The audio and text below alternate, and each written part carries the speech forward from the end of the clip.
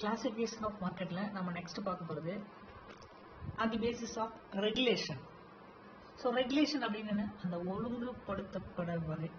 ஒழுங்குபடுத்தக்கூடிய வகையில் இருக்கக்கூடிய markets. அதுதான் நம்ம regulation அப்படின்னு சொல்றோம். So இதுல பாத்தீங்கன்னா first one regulated market. Regulated market அப்படின்னா ஒழுங்குமுறை சந்தை அப்படிங்கிறது நம்ம regulated marketன்றோம். பாருங்க. These are types of markets which are organized, controlled and regulated by statutory measures.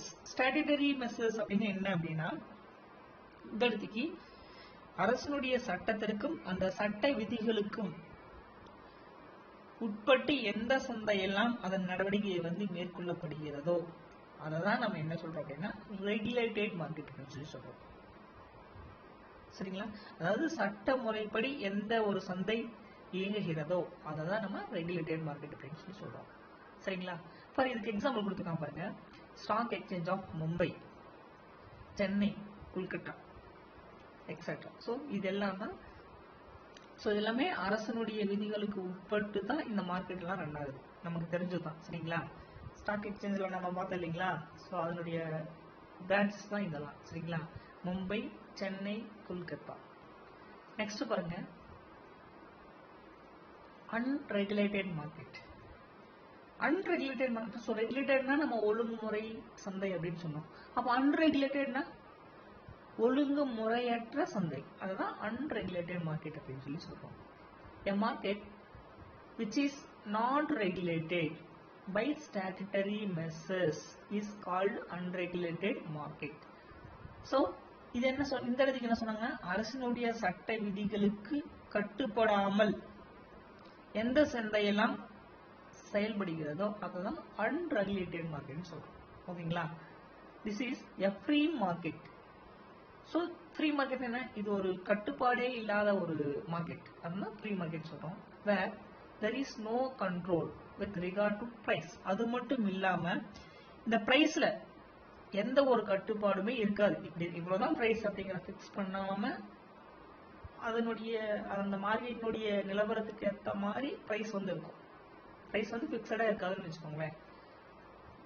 Price, quality, commission etcetera.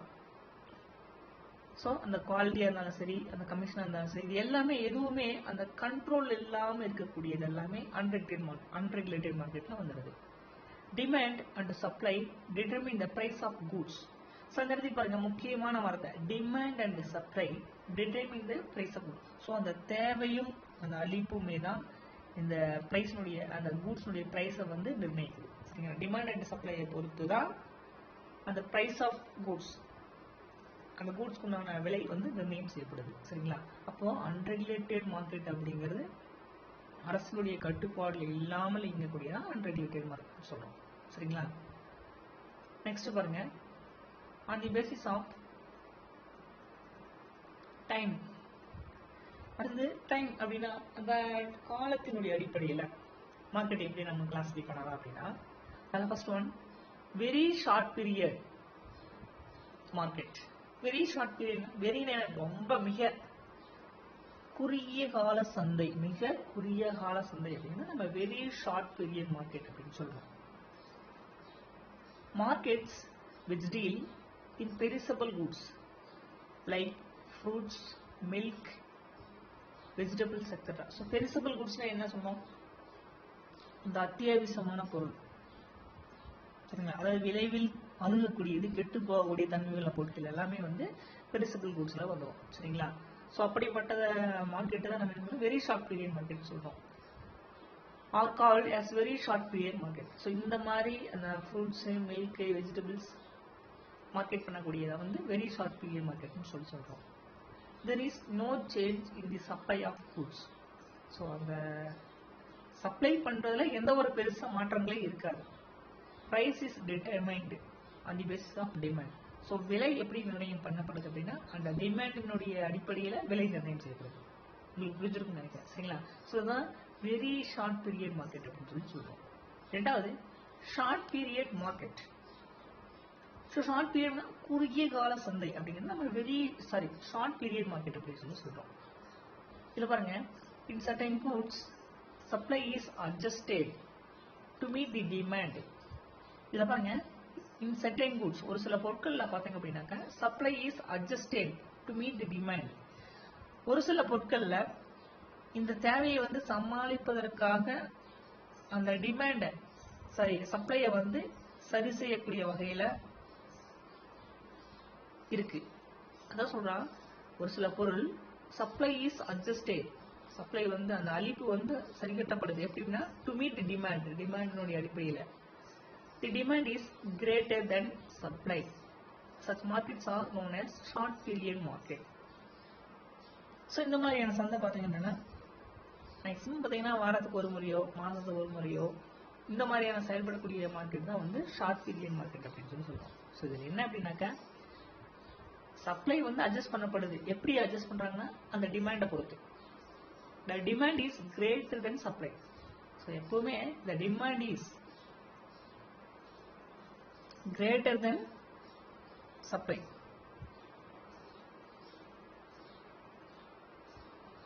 So இந்த மாதிரியான மார்க்கெட்டுக்கு நம்ம என்ன சொல்றோம் அப்படின்னாக்கா ஷார்ட் பீரியட் மார்க்கெட் அப்படின்னு சொல்றோம். அடுத்தது long period market. Long period market அப்படின்னா என்ன சொல்றோம் அப்படின்னா அதாவது நீண்ட கால சந்தை, அதாவது நம்ம லாங் பீரியட் மார்க்கெட் சொல்றோம்.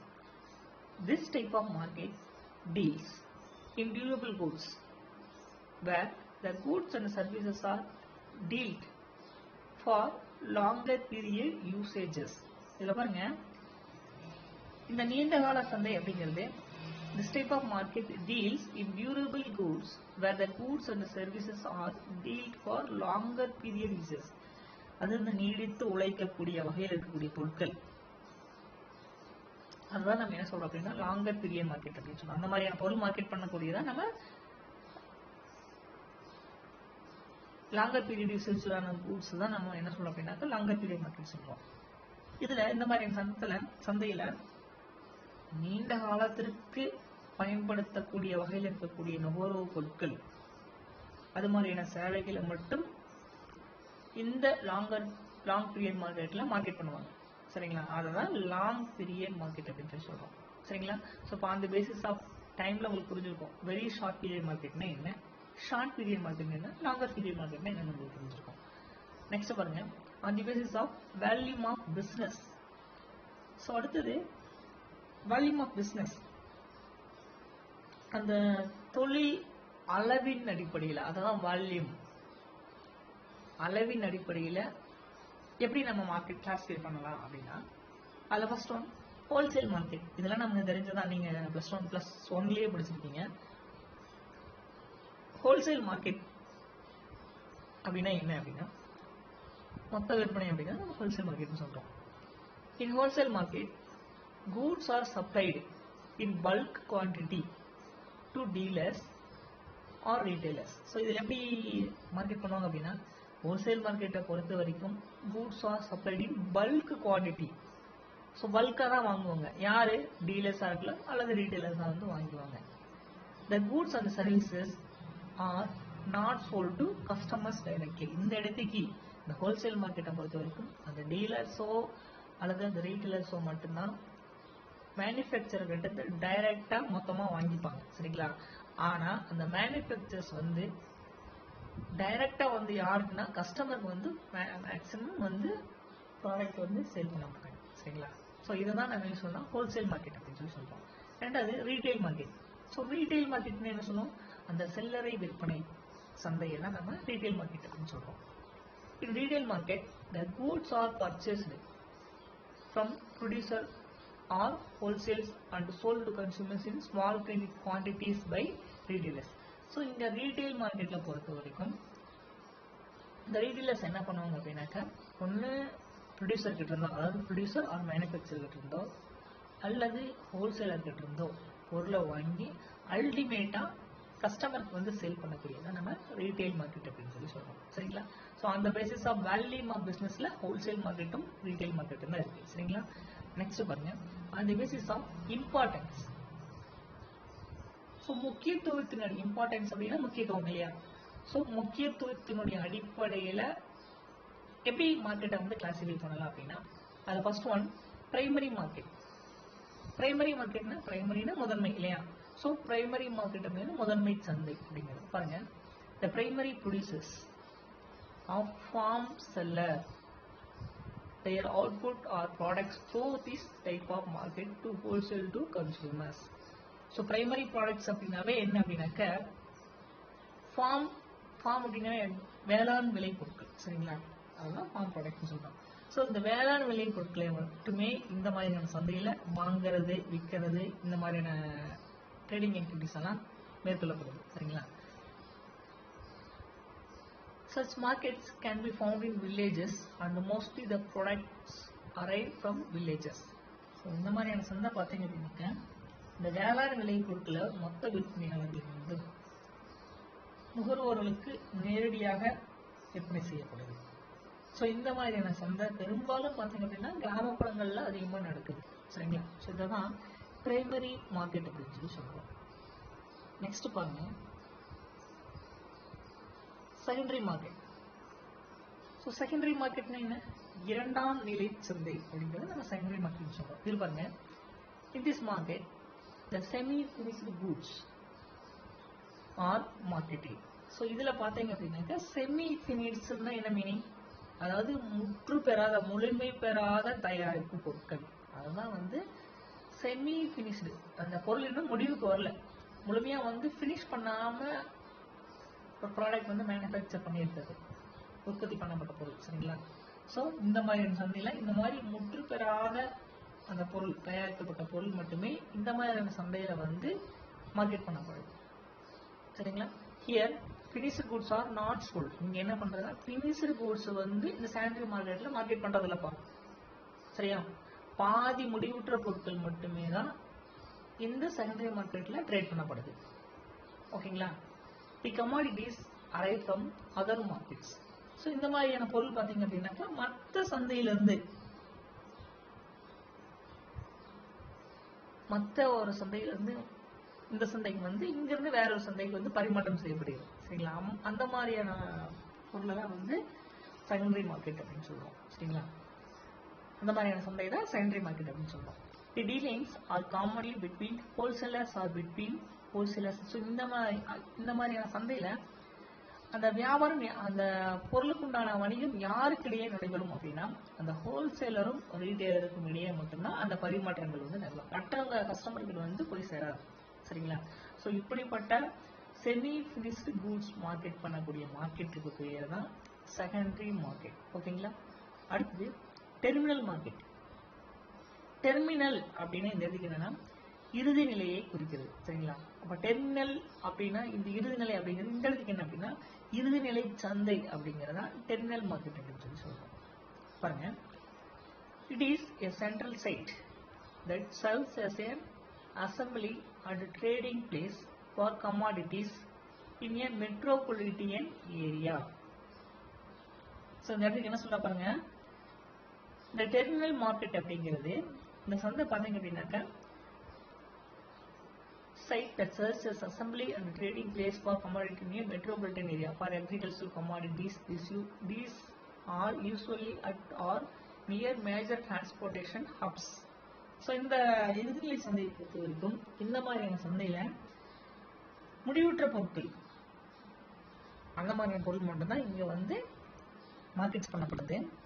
அது மட்டும் இல்லாமல் இங்கே கஸ்டமர்ஸ்னுடைய இறுதிநிலைய அந்த அல்டிமேட்டாக அவங்களுடைய பயன்பாட்டுக்கான தேவைக்காக மட்டுமே இந்த டெர்மினல் மார்க்கெட் வந்து மேற்கொள்ளப்படுது சரிங்களா? இதை தான் வந்து என்ன சொல்லுவோம் அப்படின்னாக்க டெர்மினல் மார்க்கெட் அப்படின்னு சொல்லி சொல்றோம் ஓகேங்களா? ஸோ இதுதான் டெர்மினல் மார்க்கெட் அப்படின்னு சொல்லி சொல்றோம். Next meaning. ஸோ இதுக்கு முன்னாடி நம்ம பார்த்து எல்லாமே கிளாசிஃபிகேஷன் ஆஃப் மார்க்கெட் சரிங்களா? ஸோ இவ்வளோ கிளாசிஃபிகேஷன்ஸ் மொத்தம் 8 கிளாசிஃபிகேஷன்ஸ் வந்து கிளாஸிஃபை பண்ணியிருக்காங்க சரிங்களா? அடுத்து நம்ம பார்க்க போகிறது meaning and definition of marketer. இது முன்னாடி மார்க்கெட்னா தான் என்னன்னு பார்த்தோம். இதுக்கப்புறம் மார்க்கெட்டர். ஸோ மார்க்கெட்டர் அப்படின்னா யார் அப்படின்னு யாரை குறிக்குது? மார்க்கெட் அப்படின்னா அந்த சந்தை இடுகையாளர், அந்த மார்க்கெட் வியாபாரம் பண்ணுறாங்க அப்படிங்களா, அந்த சந்தை இடுகையாளர் தான் நம்ம மார்க்கெட்டர் அப்படின்னு சொல்லி சொல்றோம். பாருங்க, meaning of marketer. One, who deals in a market? One who deals in a market, specifically one who promotes or sells a product or service. So அந்த who deals in a market, அதாவது அங்கே இருக்கக்கூடிய பண்டங்களையும் பணிகளையும் எவர் ஒருவர் maximum குறிப்பாக பார்த்தீங்க அப்படின்னாக்கா அந்த விற்பனைக்கான நடவடிக்கைகளை மேற்கொள்கிறாரோ அவர் தான் நம்ம மார்க்கெட்டர் அப்படின்னு சொல்லி சொல்றோம். சரிங்களா? ரெண்டாவது பாருங்க, marketer is someone whose job involves marketing. ரெண்டாவது பாருங்க, அதாவது யார் ஒருத்தர் அந்த சந்தையிடுகை அந்த மார்க்கெட்டிங்கான பணியில அவரை முழுமையா வந்து வியாபாரம் பண்றதுக்காக முழுமையாக அவர் ஈடுபடுத்திக் கொள்கிறாரோ அவர் தான் நம்ம மார்க்கெட்டர் அப்படின்னு சொல்லி சொல்லுவோம். சரிங்களா? மூணாவது, someone who promotes or exchanges goods or services for money. மூணாவது இருக்கக்கூடியது என்ன சொல்றான், யார் ஒருத்தர் அவர்கிட்ட இருக்கக்கூடிய அந்த கூட்ஸை சேஞ்ச் இன்டு மணி, அந்த அவருக்கு exchange promotes or exchanges goods or services for money, பணத்திற்காக அந்த பொருளை வந்து மாற்றுறாரோ அவரு தான் வந்து மார்க்கெட்டர் அப்படின்னு சொல்லி மீனிங்ல வந்து இந்த 3 பாயிண்ட்ஸ் வந்து சொல்லியிருக்காங்க. சரிங்களா? Next, definition of marketer. இந்த மார்க்கெட்டருக்கு டெஃபினிஷன் கொடுத்துருக்காங்க பாருங்க. யார் சொல்லியிருக்காங்கன்னா பிசினஸ் டிக்ஷனரியில கொடுத்துருக்காங்க. என்ன சொல்லியிருக்காங்க அப்படின்னா, a person whose duties include the identification of goods and services desired by a set of consumers as well as the marketing of those goods and services on behalf of a company. A person whose duties include the identification of goods and services decided by set of consumers. யார் ஒருத்தர் ஒரு சில குறிப்பிட்ட அந்த நம்ம கஸ்டமருக்காக நம்மளுடைய பொருளை அவங்களுடைய தேவைகளை வந்து பூர்த்தி செய்யக்கூடிய வகையில, அது மட்டும் இல்லாம as well as the marketing of those goods and services on behalf of company, அந்த கம்பெனிக்காக அந்த கம்பெனியுடைய சார்பாக அந்த பொருளை வாங்கி யார் மார்க்கெட் பண்றாரோ அவரு தான் வந்து மார்க்கெட்டர் அப்படின்னு சொல்லி இந்த பிசினஸ் டிக்ஷனரி அந்த டெஃபினேஷன் கொடுத்துருக்காங்க. சரிங்களா? அடுத்தது, வாட் கேன் பி மார்க்கெட்டட். அடுத்தது, வாட் கேன் பி மார்க்கெட்டட்னா எந்தெந்த பொருளை நம்ம மார்க்கெட் பண்ணலாம் அப்படின்றதான் கொடுத்துருக்காங்க. சரிங்களா? இது கீழே நம்ம லிஸ்ட் அவுட் பண்ணியிருக்காங்க. நம்ம ஒன் பை ஒன்னா பார்க்கலாம். Marketing is a comprehensive concept which starts from the point of creation, promotion and ultimately delivering the goods and services to consumers and businesses. So இந்த மார்க்கெட்டிங்கை பொறுத்த வரைக்கும் இதனுடைய கான்செப்ட் என்ன அப்படின்னா, starts from the point of creation, promotion and ultimately delivering the goods and services to consumers and business. So அந்த பொருளை வந்து உருவாக்கி ப்ரொமோட் பண்ணி அல்டிமேட்டாக வந்து கன்சியூமருக்கு வந்து டெலிவரி பண்ணக்கூடியது நம்ம மார்க்கெட் அப்படின்னு சொல்லி சொல்கிறோம். The dynamic items that can be marketed or listed below. So அதில் இருக்கக்கூடிய முக்கியமானவர்கள் என்னென்ன அப்படின்னு சொல்லி நம்ம இப்போ ஒன் பை ஒன்னா பார்க்கலாம். அதில் ஃபர்ஸ்ட் ஒன் பாருங்க, கூட்ஸ். ஸோ கூட்ஸ் அப்படின்னு என்ன சொல்லுவோம், அந்த பண்டங்கள் அல்லது பொருள்கள் அப்படிங்கிறத நம்ம கூட்ஸ் அப்படின்னு சொல்லுவோம். பாருங்க, manufactured goods are the main constituent of marketing endeavor in all the countries across the world. So என்ன சொல்லணும்னா, manufacturing goods are the main constituent of marketing endeavor in all the countries across the world. So எல்லா நாடுகளிலும் உற்பத்தி செய்து அனைத்து நாடுகளிலும் உற்பத்தி செய்யக்கூடிய பொருள் இந்த மார்க்கெட் அப்படிங்கிற அந்த மார்க்கெட்ல வந்து தான் மார்க்கெட் பண்ணக்கூடிய வகையில் இருக்கக்கூடியதை வந்து என்ன சொல்லுவோம், அக்ராஸ் தி வேர்ல்டு மார்க்கெட் பண்ணக்கூடிய வகையில் இருக்கக்கூடிய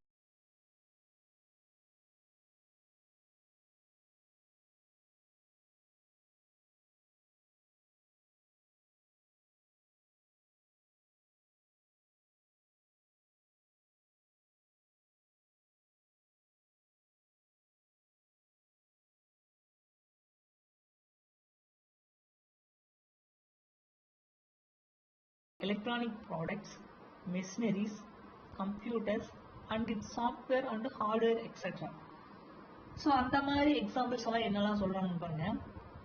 கம்பெனிஸாக இருந்தாலும் சரி, இண்டிவிஜுவல்ஸாக இருந்தாலும் சரி, அவங்க என்ன மாதிரியான பொருளை வந்து மார்க்கெட் பண்ணுறாங்க அப்படின்னாக்க கன்சியூமர் டியூரபிள்ஸ், நுகர்வோர் பயன்படுத்தக்கூடிய வகையில் electronic products, machineries, computers and it's software and hardware etcetera. So இது எல்லாத்தையுமே நம்ம என்ன சொல்லுவோம் அப்படின்னாக்க கூட்ஸ் அப்படின்னு தான் சொல்லுவோம். இது மட்டும் இல்லாமல் கூட்ஸில் நம்ம வேற இன்னும் என்னெல்லாம் எக்ஸாம்பிள் சொல்லலாம் அப்படின்னா ரெஃப்ரிஜரேட்டர்ஸ், டெலிவிஷன். ஸோ இதையும் கூட நம்ம என்ன சொல்லுவோம்னா கூட்ஸ் அப்படிங்கிற இந்த கான்செப்ட்லாம் வந்து சரிங்களா.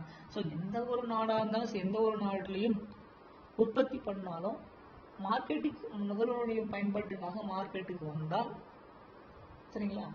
ஸோ அதான் கூட்ஸ் அப்படின்னு சொல்லி சொல்லுவோம் சரிங்களா. ரெண்டாவது சர்வீசஸ்.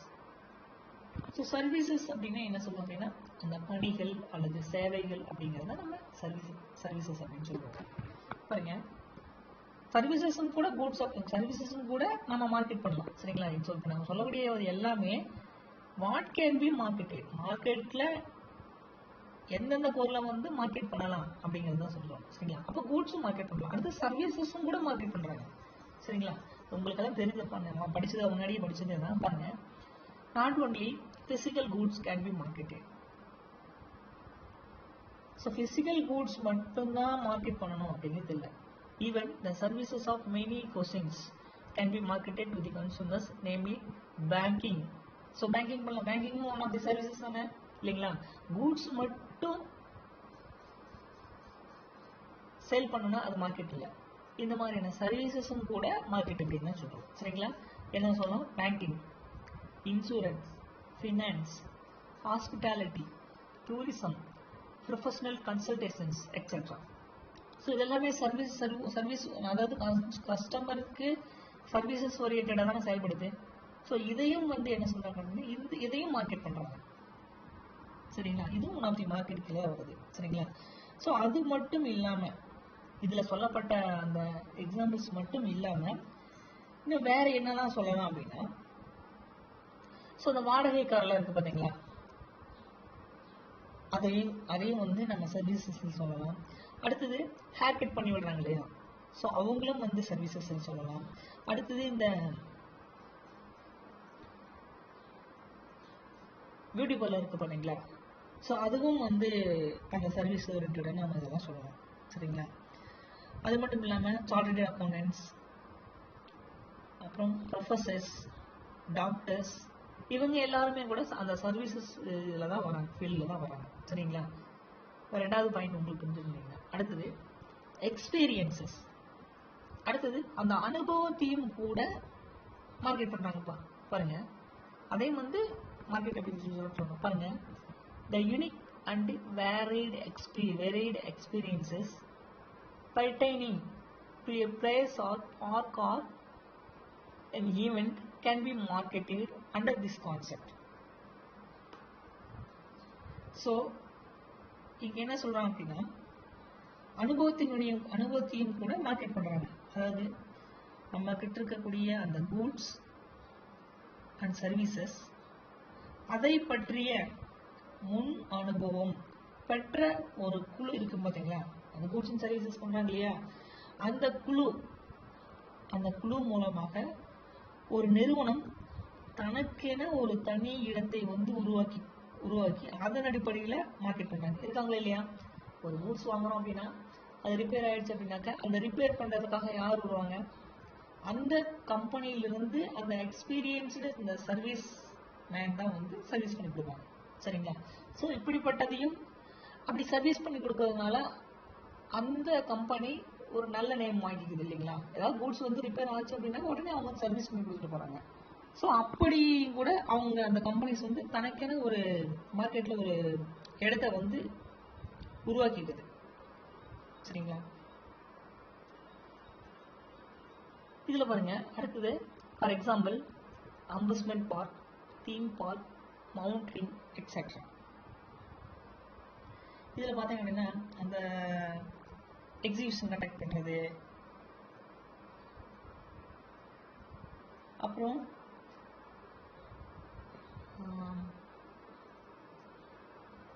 அப்புறம் மலை ஏறுது, அதாவது எவரெஸ்ட் சிகரம் ஏறுறது, அதாவது இந்த மாதிரி மவுண்டரிங். ஸோ இது எல்லாம் கூட எக்ஸ்பீரியன்ஸுக்கு வந்து எக்ஸாம்பிளாக சொல்லிக்கலாம். அடுத்தது ஈவெண்ட்ஸ். ஸோ ஈவெண்ட் அப்படின்னு என்ன சொல்றோம் அப்படின்னா, ஈவெண்ட்னாவே நம்ம நிகழ்வுகள் அப்படிங்கிறது நம்ம ஈவெண்ட்ஸ் அப்படின்னு சொல்றோம். பாருங்க, இதையும் கூட மார்க்கெட் பண்ணலாம். பாருங்க, the event marketing aims at promoting and marketing of special events, shows, exhibitions,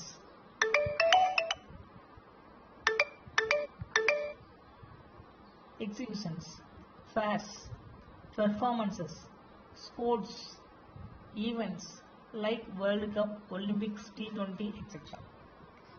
இதில் பாருங்க, the event marketing aims at promoting and marketing of special events, shows, exhibitions, fairs, performances, sports events like World Cup, Olympics, T20, etc.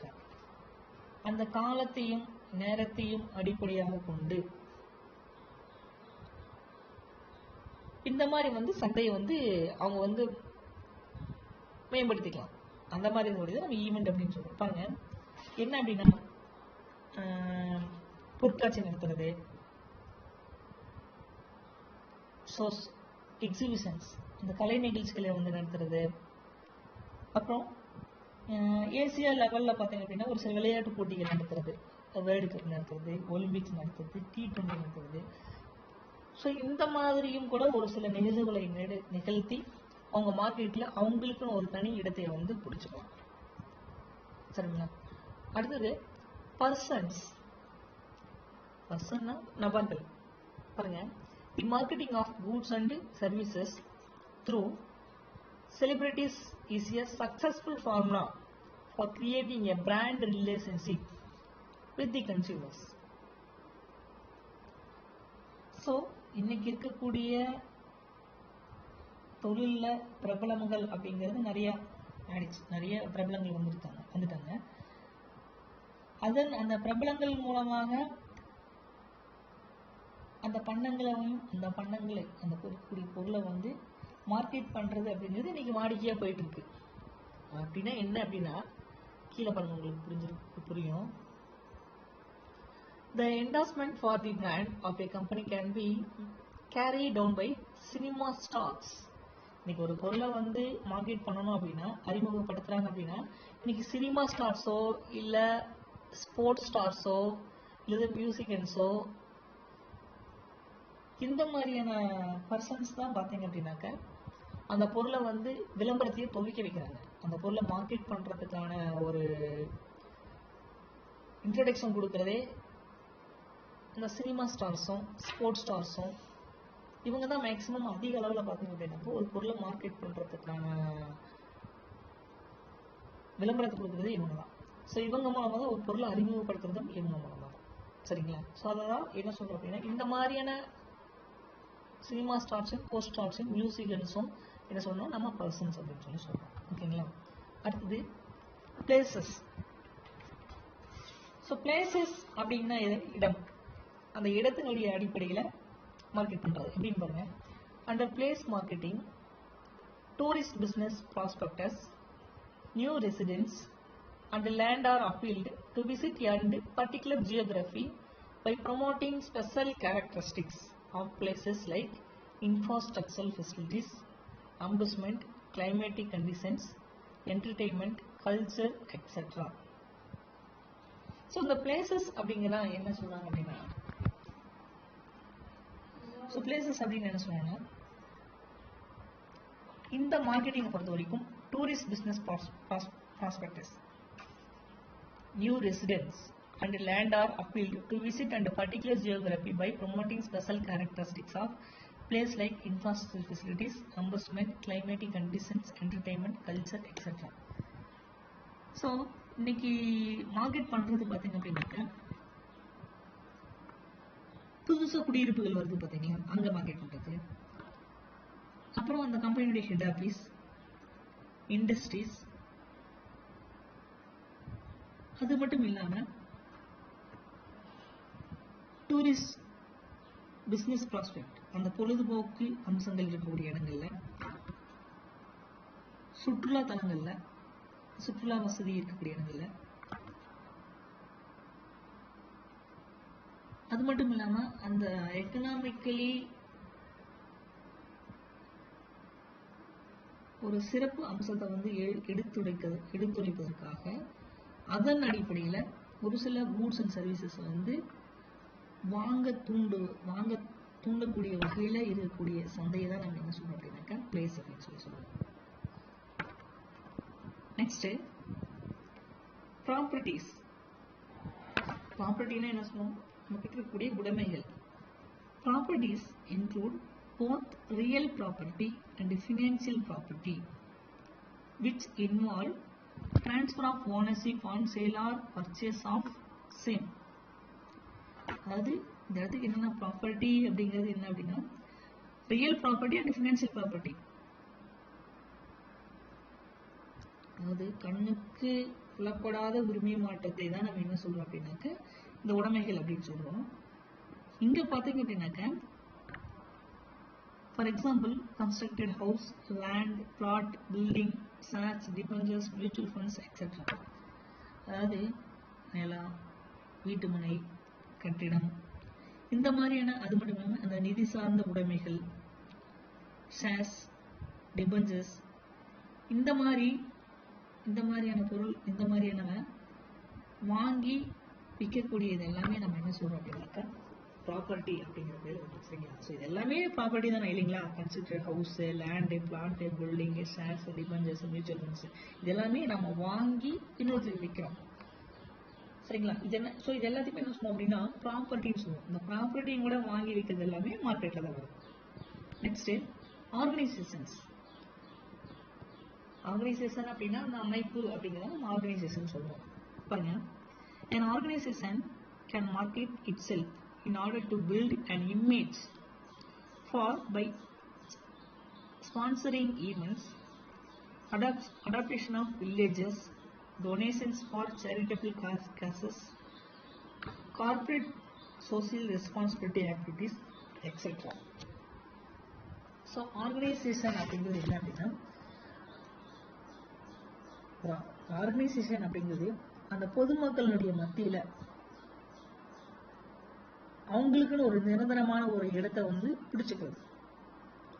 அதுக்காக ஒரு சில செயல்பாடுகளை வந்து அவங்க செய்யணும். எப்படி அப்படின்னா, அவங்களுடைய பொருளை மார்க்கெட் பண்ணணும். அப்படி மார்க்கெட் பண்ணும்போது, அப்படி மார்க்கெட் பண்ணி மக்கள் மத்தியில ஒரு இடத்தை பிடிச்சா மட்டும்தான் அவங்களுடைய பொருளை வந்து தொடர்ந்து வந்து அவங்க மார்க்கெட் பண்ணிட்டே இருக்க முடியும். ஸோ மக்களுடைய மத்தியில் ஒரு நல்ல இடத்தை வந்து பிடிக்கணும். சரிங்களா? அதுக்காக அவங்க என்ன பண்ணுவாங்க அப்படின்னாக்க, மேக்சிமம் பார்த்தீங்க அப்படின்னா அவங்களுக்குன்னு ஒரு நற்பெயரை ஏற்படுத்தக்கூடிய வகையில் ஏதாவது ஒரு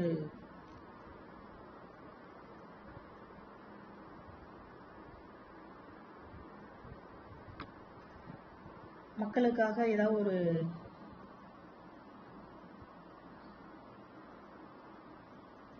அதாவது சோசியல் ரெஸ்பான்சிபிலிட்டியா ஆக்டிவிட்டிஸ் வந்து ஏற்படுது. அப்படின்னா என்ன அப்படின்னா,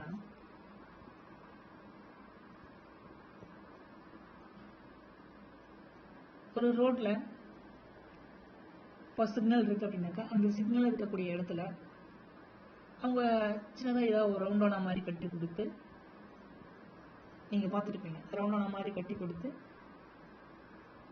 அந்த டிரான்ஸ்போர்ட் போறது மாதிரி ஒரு நீட்டா ஒரு நீங்க பார்த்துருப்பீங்க. அந்த ஒரு ரவுண்டான மாதிரி கட்டி கொடுத்து அதுல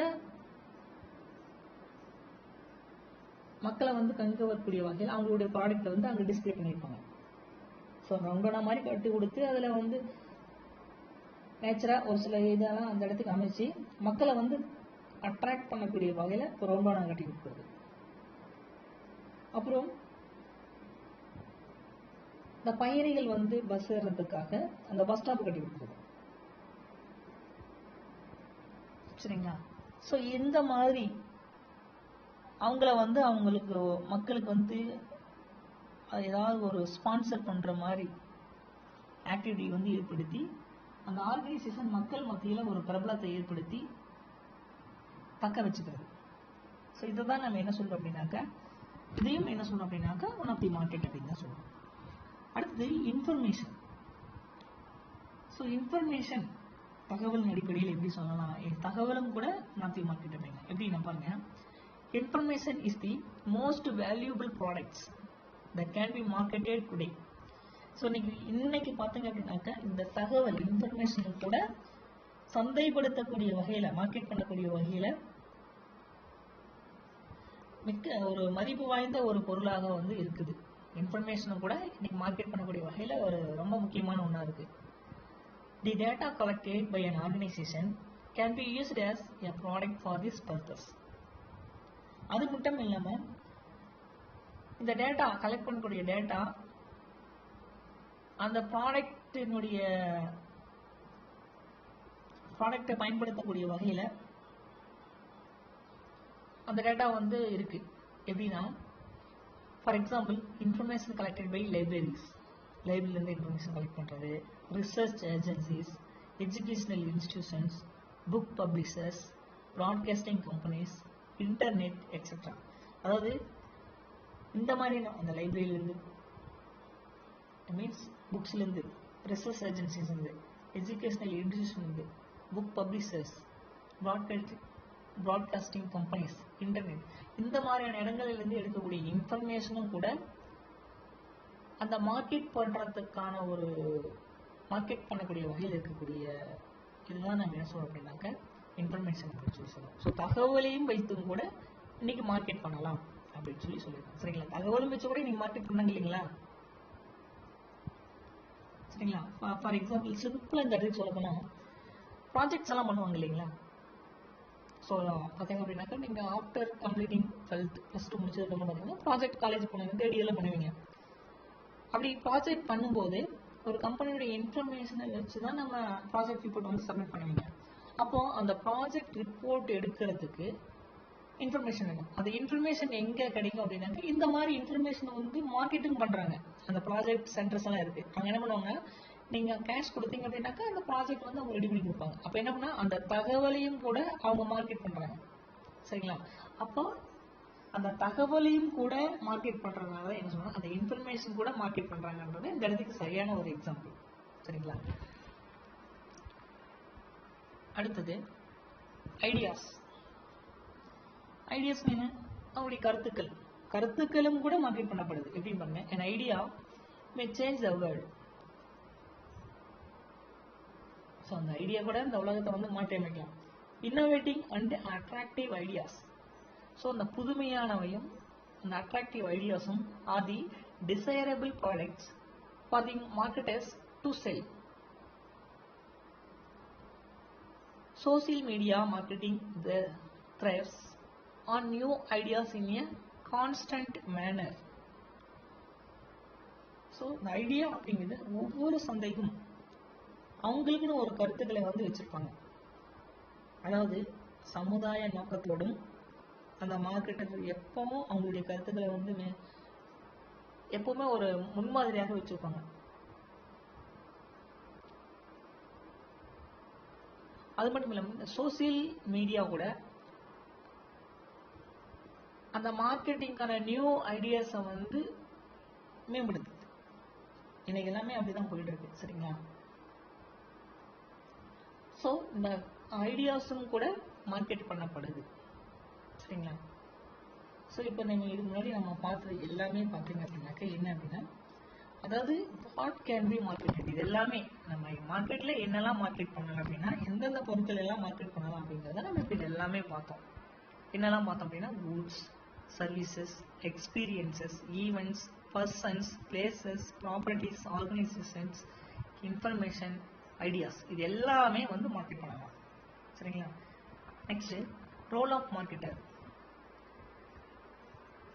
ஸோ ஒரு மார்க்கெட்டருடைய ரோல் என்ன,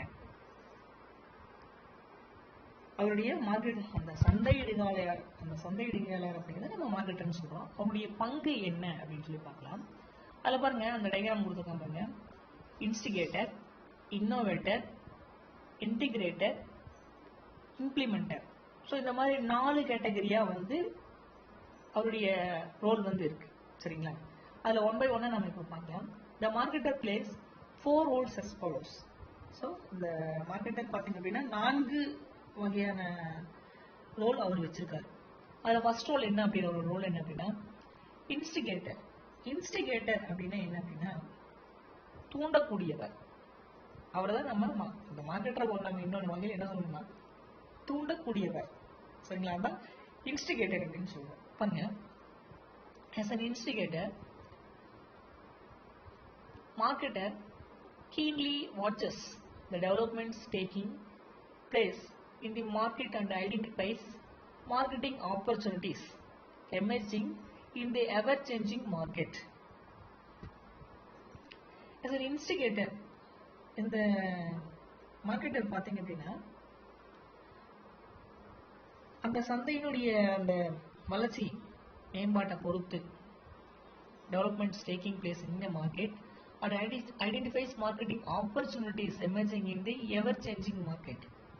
ஸோ அந்த சந்தையினுடைய மேம்பாட்டை கருதி அப்பப்போ அந்த சந்தையிடுகையினுடைய அந்த வாய்ப்புகள், சந்தையில் ஏற்படக்கூடிய மாற்றங்கள், இது எல்லாத்தையுமே அவர் உன்னிப்பாக கவனித்து அதுக்கேற்ற மாதிரி சந்தையில் ஒரு மாற்றத்தை வந்து ஏற்படுத்தி ஒரு புதிய கோணத்தை ஏற்படுத்துவார். அவரை தான் நம்ம என்ன சொல்றோம் அப்படின்னா இன்ஸ்டிகேட்டர், மார்க்கெட்டர் அப்படின்னு சொல்லி சொல்றோம். He or she puts in a place appropriate marketing mix to capitalize the opportunity. So அந்த சந்தையினுடைய நிலவரத்துக்கு ஏற்ற மாதிரி அந்த ஆப்பர்ச்சுனிட்டி வந்து வெளியிடுவார். In such a case, marketer plays as a instigator and leads the business toward new directions. So அந்த சந்தையில் எப்படி ஒரு புதிய மாற்றத்தை கொண்டு வரலாம், அந்த புதிய கோணத்தை எப்படி உருவாக்குறது, இந்த மாதிரியான ஒரு தூண்டுபவராக இருக்கக்கூடியவர் தான் நம்ம இன்ஸ்டிகேட்டர் அப்படின்னு சொல்லுவோம். ரெண்டாவது இன்னோவேட்டர். ஸோ இன்னோவேட்டர் அப்படின்னா புதுமையை புகுத்துபவர், அவர் தான் நம்ம இன்னோவேட்டர் அப்படின்னு சொல்லுவோம். ஸோ மார்க்கெட்டில் ஒரு புது பொருளை வந்து மார்க்கெட் பண்ணுறது, ஆல்ரெடி இருக்கக்கூடிய பொருளையே ஒரு சில சேஞ்சஸை பண்ணி மார்க்கெட் பண்ணுறது. சரிங்களா? ஸோ புதுமையை புகுத்துபவர் தான் நம்ம இன்னோவேட்டர் அப்படின்னு சொல்லுவோம். Marketer seeks to distinguish his products, services by adding additional features or functionalities to the existing product, modifying the pricing structure, introducing new delivery pattern, creating new business models, introducing change in production process and so on. So இங்கே பார்த்தீங்கன்னா innovator அப்படிங்கிறவர் யார் அப்படின்னா அந்த marketer அவர்கிட்ட இருக்கக்கூடிய அந்த பொருள், கூட்ஸ் அண்ட் சர்வீசஸை சந்தையில் அவங்களுக்குன்னு ஒரு இடத்த வந்து ஏற்படுத்திட்டு நடைமுறையில் இருக்கக்கூடிய அந்த பொருளுடைய இயல்பை வந்து பொருளுடைய கூட்ஸ் உண்டான அந்த வேல்யூ வந்து அதிகரிக்க செய்யறது, அந்த கூட்ஸில் வந்து அந்த ப்ரைஸை வந்து ஒரு சில சேஞ்சஸ் ஏற்படுத்துறது,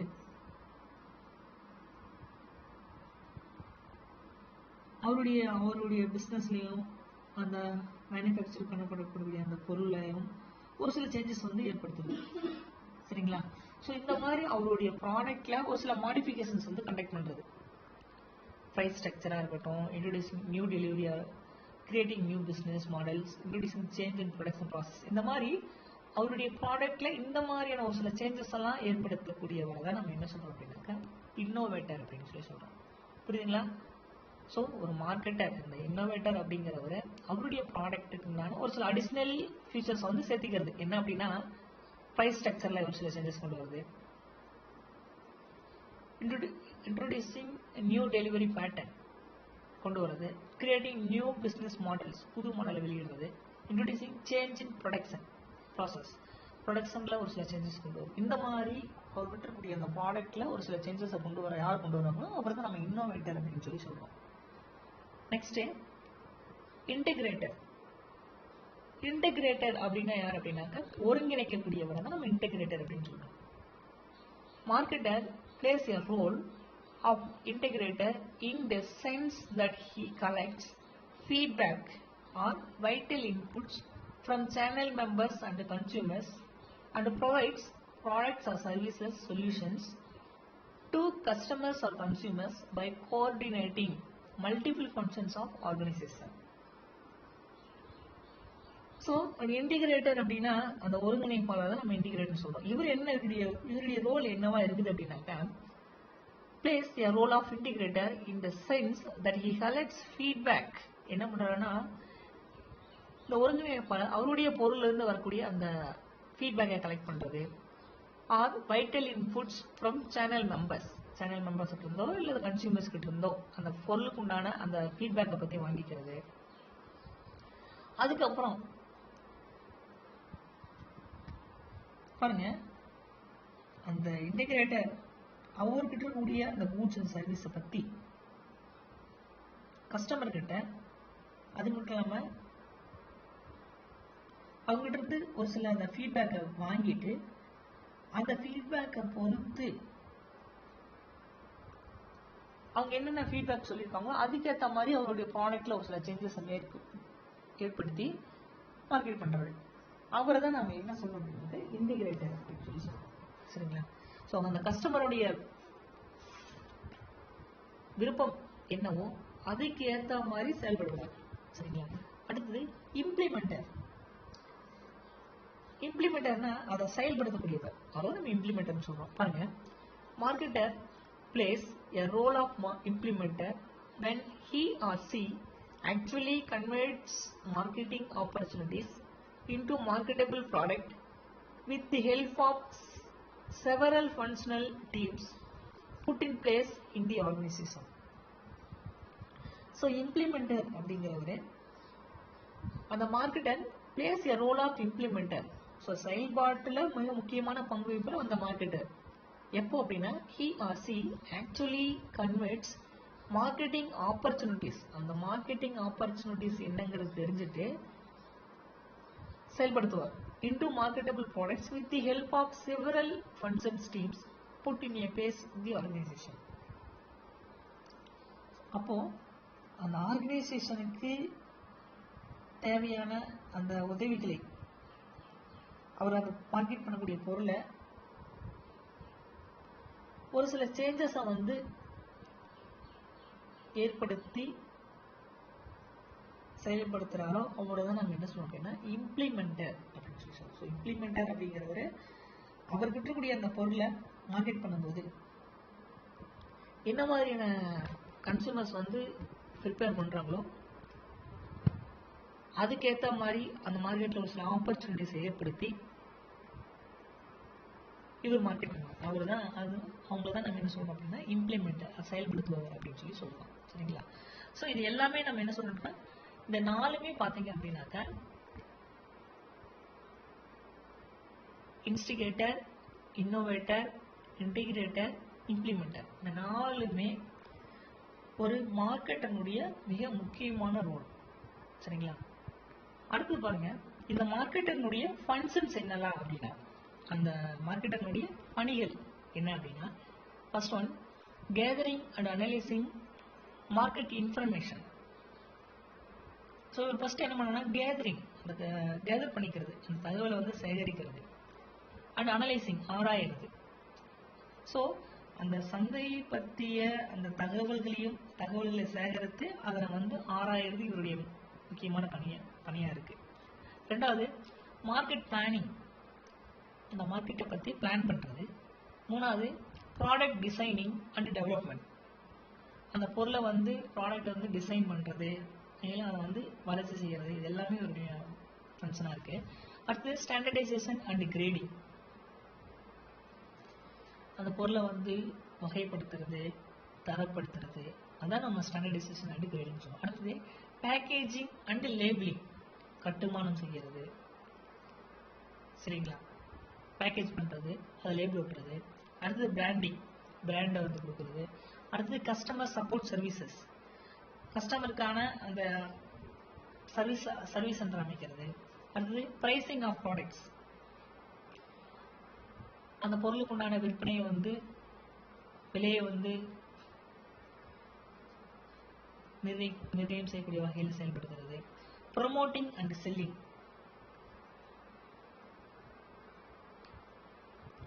அந்த விற்பனை அதை வந்து மேம்படுத்துறது. பிசிக்கல் டிஸ்ட்ரிபியூட் பண்ணுறது. டிரான்ஸ்போர்ட்டேஷன் வசதியை ஏற்படுத்தி கொடுக்குறது, போக்குவரத்து வசதியை ஏற்படுத்தி கொடுக்குறது. ஸ்டோரேஜ் அண்ட் வேர்ஹவுசிங், பொருளை வந்து சேமிக்கிறதுக்காக வேர்ஹவுஸ் ஏற்படுத்துறது. ஸோ இந்த மாதிரி இது எல்லாமே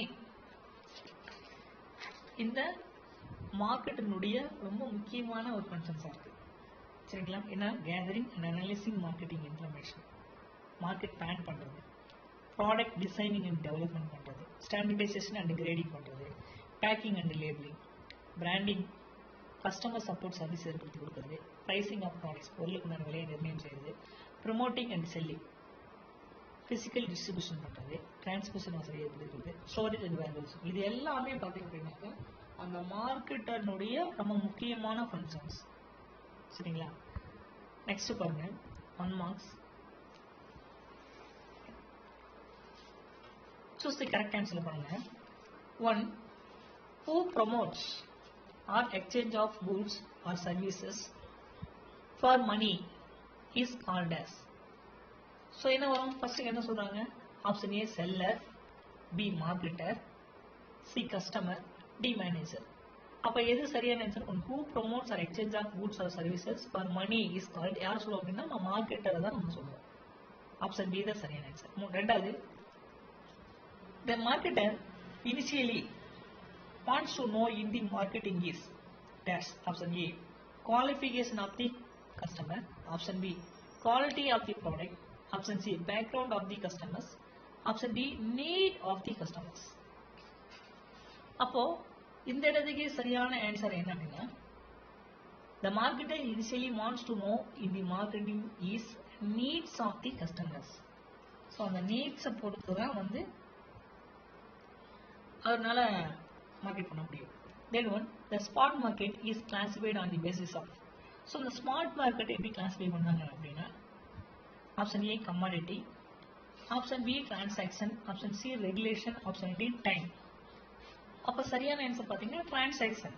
The spot market is classified on the basis of transaction. Fourth one, which one of the market deals in the purchase and sale of shares and debentures. So either option A stock exchange market, option B manufactured goods market, option C local market, option D family market. So சரியான answer பார்த்தீங்க அப்படின்னா which one of the market deals in the purchase and sale of shares and debentures. So இந்த shares and debentures எங்கே வந்து market பண்ணுவாங்க அப்படின்னா stock exchange மார்க்கெட்டில் தான், சரிங்களா. ஃபிஃப்த் ஒன் பாருங்க, stock exchange market is also called as dash. So stock exchange மார்க்கெட்டை எப்படி கூப்பிடலாம் அப்படின்னா, option A smart market, option B local market, option C security market, option D national market. So இதில் எது சரியான ஆன்சர்? இந்த stock exchange மார்க்கெட்டை security market அப்படின்னு சொல்லி கூப்பிடலாம், அழைக்கலாம், சரிங்களா. அது 2 மார்க்ஸ் பாருங்க. வாட் இஸ் மார்க்கெட், இது எல்லாமே நம்ம உங்களுக்கு இந்த நோட்ஸ் அனுப்பியிருக்கேன் இல்லைங்களா. ஸோ அதில் பார்த்துக்கோங்க, எல்லாமே தெளிவாக இருக்கும். ப்ளஸ் அது மட்டும் இல்லாமல் இன்டீரியல் கொஸ்டின்ஸும் கூட அதில் இருக்குது, கொஞ்சம் எல்லாம் நல்லா தெளிவாக படிச்சுக்கோங்க, சரிங்களா. பாருங்கள், இது எல்லாமே நம்ம பார்த்தது தான், சரிங்களா. வாட் இஸ் மார்க்கெட் பார்த்துருக்கோம், டிஃபைன் மார்க்கெட்டர் பார்த்தாச்சு, what is mean by regulated market என்னென்னு பார்த்தோம், what is mean by spot market என்னென்னு பார்த்துருக்கோம், what is mean by commodity மார்க்கெட்னாலும் பார்த்துருக்கோம், சரிங்களா. 3 மார்க்ஸில் பாருங்கள், what can be marketed in the market, என்னெல்லாம் மார்க்கெட் பண்ணலாம் அப்படிங்கிறது 3 மார்க்ஸில் இப்போ நம்ம லாஸ்ட்டாக பார்த்தோம் பார்த்தீங்களா. ஸோ அது அடுத்து mention any 3 role of marketer, இதுவும் பார்த்துட்டோம். Marketer is an innovator, do you agree, இதுவும் நம்ம பார்த்துட்டோம். Explain the types of market on the basis of time, இதுவும் பார்த்தாச்சு. List down the functions of market, இதுவும் பார்த்துட்டோம். இதுதான் பார்த்தோம். How the market can be classified, இதுவும் நம்ம பார்த்துட்டோம். How the market can be classified on the basis of economics, எல்லாமே நம்ம வந்து பார்த்தாச்சு. சரிங்களா?